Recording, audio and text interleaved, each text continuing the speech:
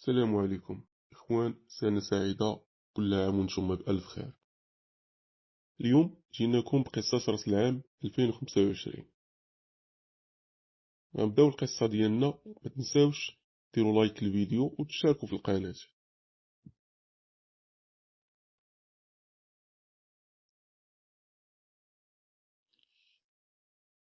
كان الظلام والناس كيتسناو العد العكسي ديال دخول العام الجديد 2025.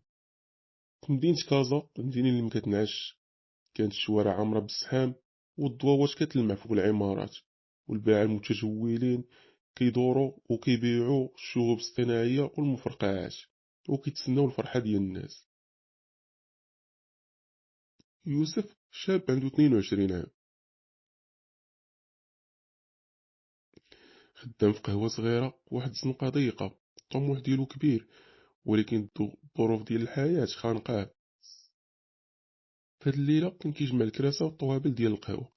مور ما خرجوا الناس وكيعاونوا خوه الصغير حمزة، هو يقول ليه: يوسف، واش هاد العام الجديد غادي يبدل شي حاجة في حياتنا؟ يوسف هنا شعل كارو وبقى ساكت شوية قال لي: حمزة، التغيير راه ماشي في العام، راه في الناس اللي كتقلب على فرص ديال بصح.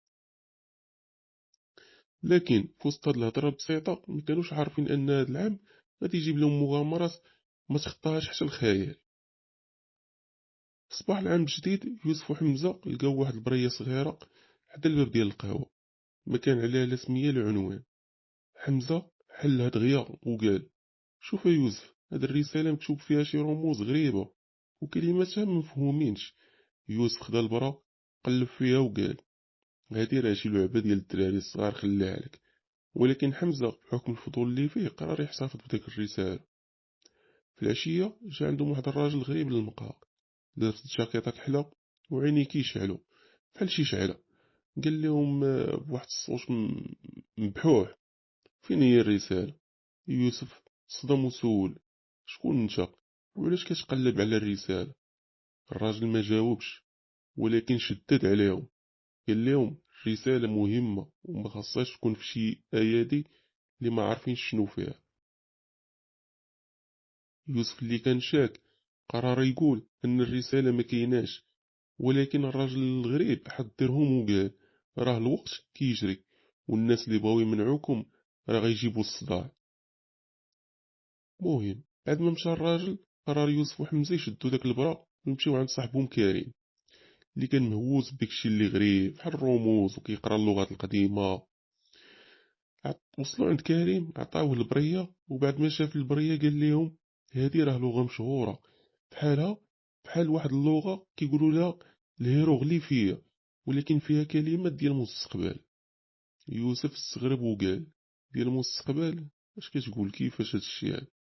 كريم بدا كيتعمق أكثر في الكلمات ولقى فيها جملة مكتوبة بوضوح: إذا بغيتو تعرفوا الحقيقة، سيروا لجبل طوبقال نهار 7 يناير 2025.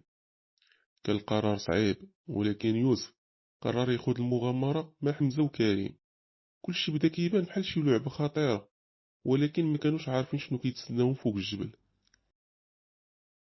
طريق للجبل ما كانش سهل، كانوا مضطرين يكريو طوموبيل صغيرة، ولكن حتى الطوموبيل تعطلات في الطريق.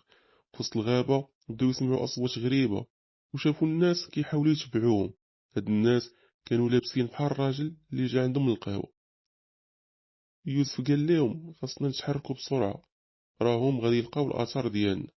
ولكن حمزة في واحد اللحظة شاف شي حاجة كتلمع في الطريق. كان واحد الجهاز صغير بحال يوسف بي، ومكتوب عليه بحال اللغز.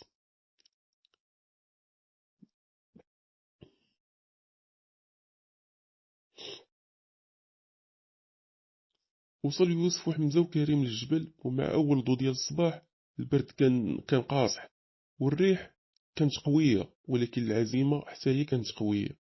كريم اللي كان داير الجهاز اللي لقاو في الطريق قال ليوسف: هادشي ما كيبشرش بالخير، حنا دخلنا فشي حاجة كبيرة وما عارفين دابا راسنا من رجلينا. جاوبو يوسف وقال لي: ما يمكنش نرجعو دابا، الرسالة قالت لينا الحقيقة هنايا، خاصنا نكمل. طلعوا للجبل، وفوق الجبل لقاو بلاصة غريبة بحال شي معبد صغير مفخور في الصخر.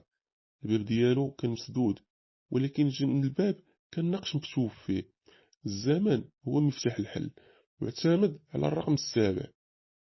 كريم بدا كيقلب في الجهاز واكتشف أن النقش فيه لغز مرتبط بالتاريخ اللي كانوا فيه، 7 يناير. من بعد محاولات كثيرة، حمزة جرب يدخل الرمز 0701 في الجهاز، وفعلا الباب تفتح. دخلوا للمعبد بشوية ولقاو بلاصة بحال مختبر قديم، فيه آلات غريبة وشاشات كتظهر عليها شي تصاور مفهوماش. في وسط المختبر كان واحد الجهاز كبير مكتوب عليه: المستقبل كيعتمد على الاختيار ديالكم، وغادي يبدل مجرى الزمان. وفي وسط المختبر لقاو 3 ديال البطونات قدام داك الجهاز. البطونة الحمراء فيها إعادة بناء العالم بدون مشاكل، والزرقاء الاحتفاظ بالعالم الحالي بكل المشاكل ديالو، والخضراء كانت مكتوبة عليها فتح بوابة الزمن العودة للماضي.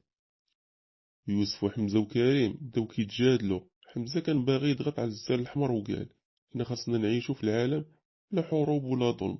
ولكن كريم عارضو وقال ليه: يمكن تكون فكرة زوينة، لكن شنو الضمانات؟ يمكن العالم يتبدل للأسوأ. أما يوسف فبقى حاير العقل ديالو، كان كيقلب على الحل الأنسب.